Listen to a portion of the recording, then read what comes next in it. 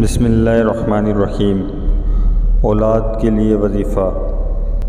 اولاد اللہ رب العزت کے خزانوں میں سے ایک خزانہ ہے جس کو اللہ رب العزت سے مانگ کر لیا جا سکتا ہے، اور اللہ پاک قرآن پاک کے اندر ارشاد فرماتے ہیں کہ میری مرضی میں جسے چاہے بیٹا دوں، جسے چاہے بیٹیاں دوں، جسے چاہے دونوں دوں اور جسے چاہے دونوں نہ دوں۔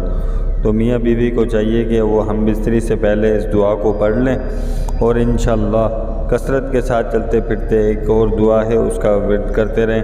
اللہ پاک آپ کو ضرور بضرور جو ہے نیک صالح نرینہ اولاد عطا فرمائے گا۔